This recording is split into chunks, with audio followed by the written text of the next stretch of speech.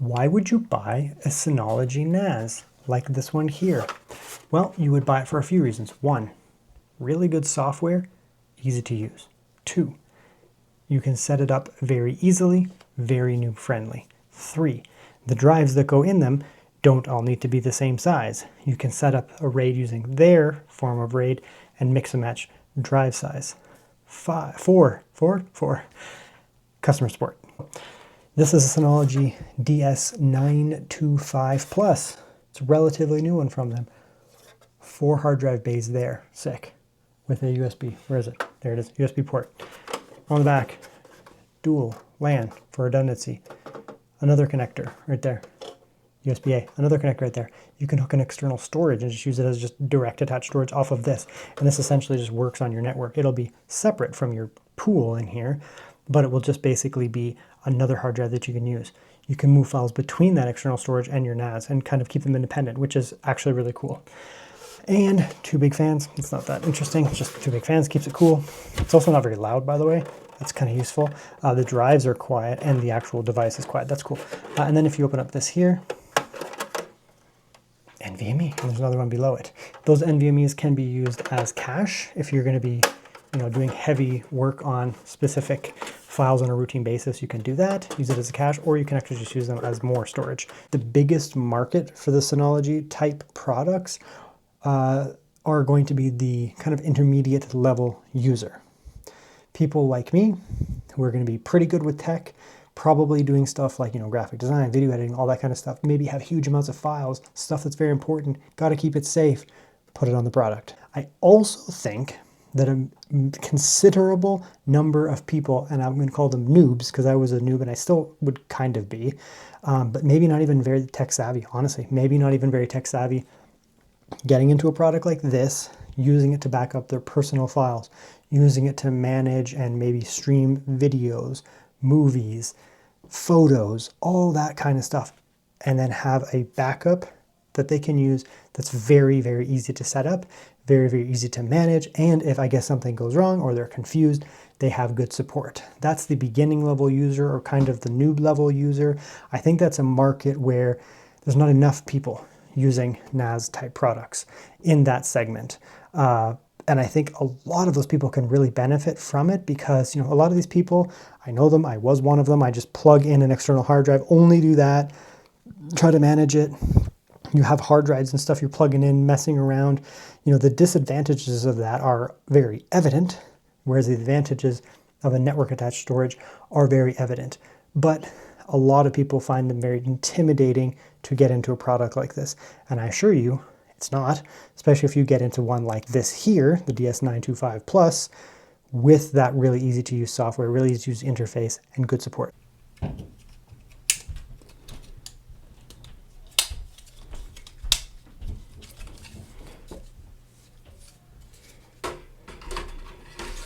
There you go.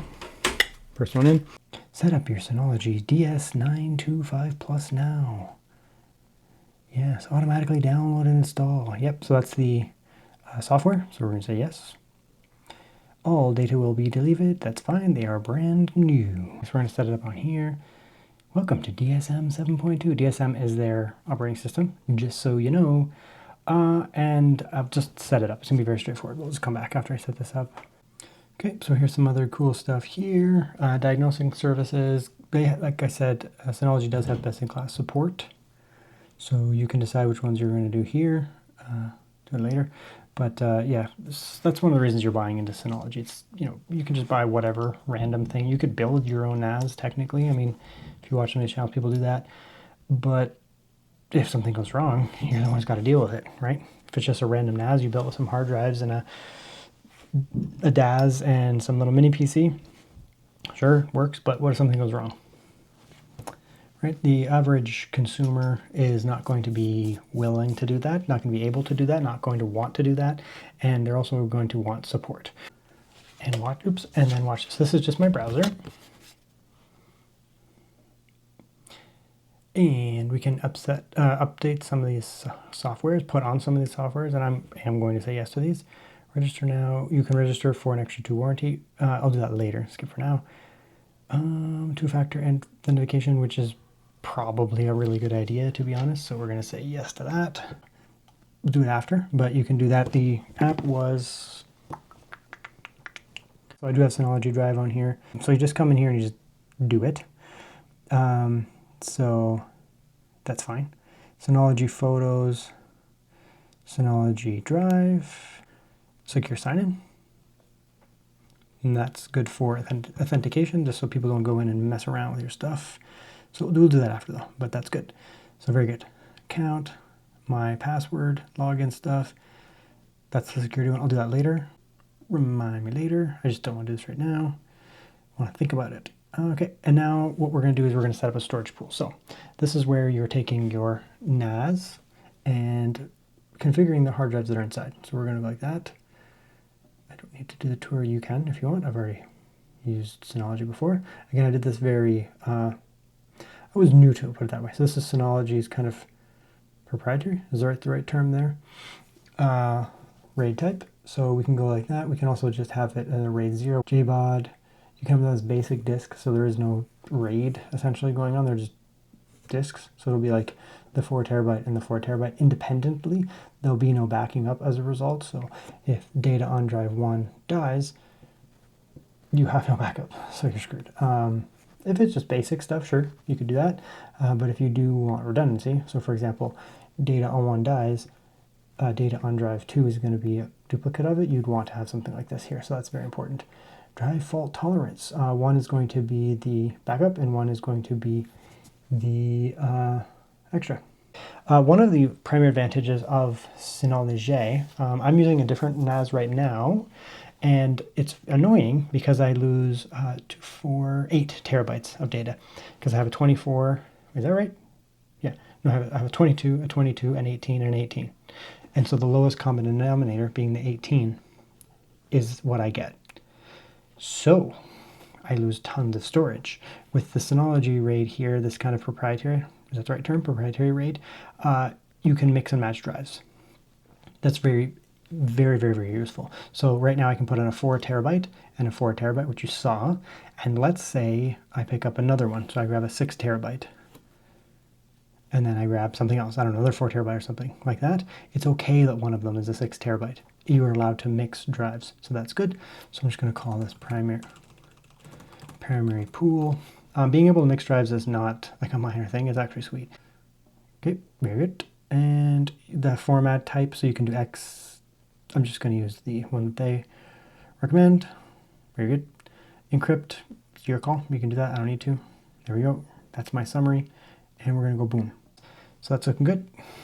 And there we go. Healthy primary pool. Notification, we can deal with that later. Do that later.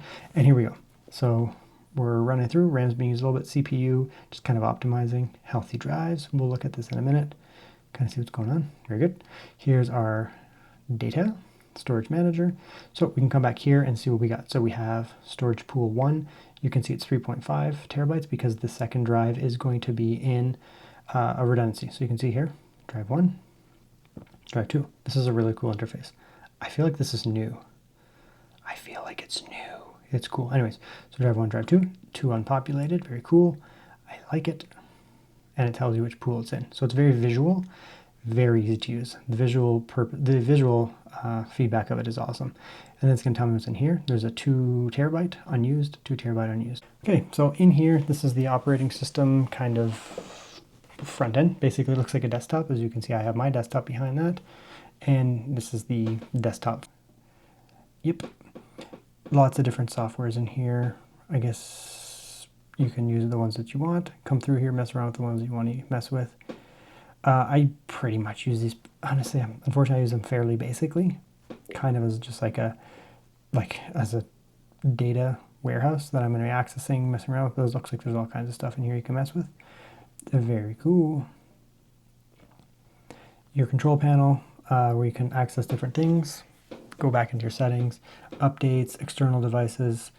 File station, this is where you're going to actually set up like things on your NAS. So we can go here. There's me, Bo. Create folder. I'll call this like test folder, something like that. Very good. It's empty, but that's okay. We'll call in here, upload to test folder, upload skip, meaning if they encounter two of the same files, it'll skip it, or update, upload, overwrite. If you encounter two of the same files, it'll overwrite it. So if you're putting in a new file, you can go like that. Doesn't matter. It's going to go on my computer and say, what do you want to upload? So let's come in here and we'll grab, I don't know, this. I don't even know what this is. Some kind of video.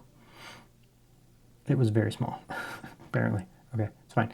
I was wanting to get something a little bit larger, but you can see you have a queue up here. It's going to tell you what's going on here. Upload, downloads, background tasks, doing other things.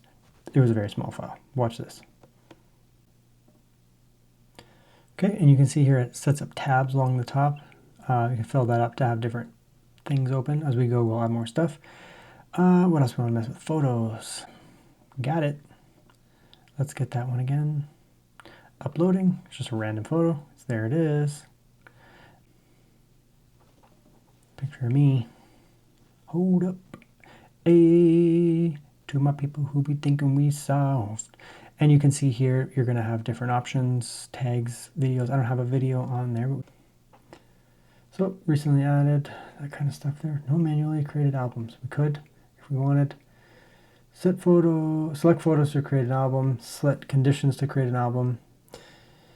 That would be like setting up a range. So you don't want to kind of go through manually, add one by one by one by one. So you could say like 2024 photo. I don't even know when that would have been. That would have been 2025. So 2025 photos, and it's a personal space, so I can tell it where to go.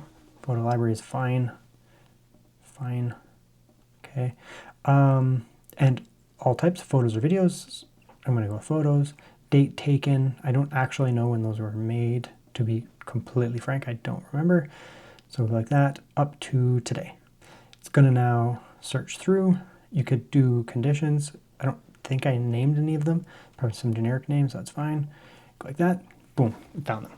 Because these were 2025. So, I mean, one of my issues is I have a lot of photos. And to be quite frank, I might have said it in my other Synology video, I actually lost a ton of data earlier in the year, probably late fall actually.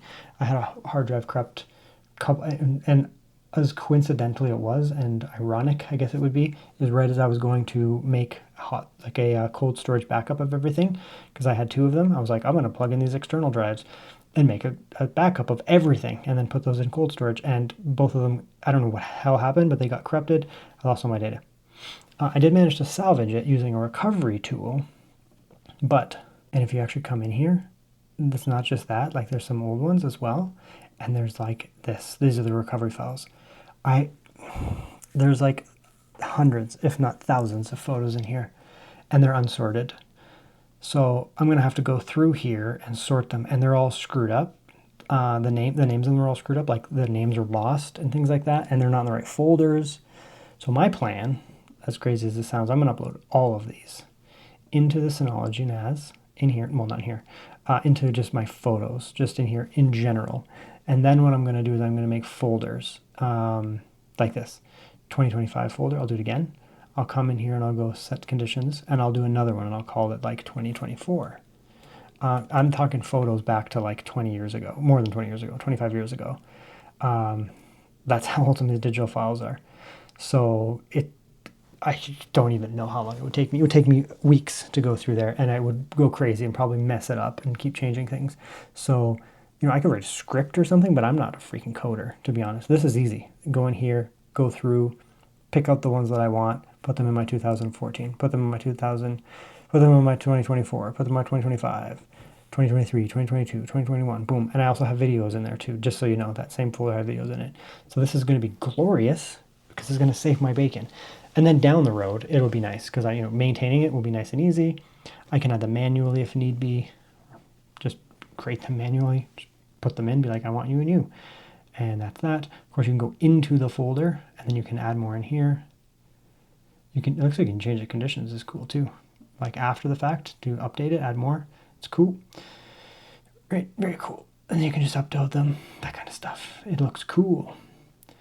Very good. All right, so that's the Synology app. Synology Photos, which brings up its own page. I like to see it.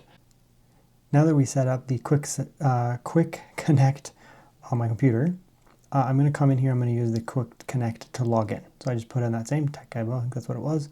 Come in here. Up. That's fine. It's not private.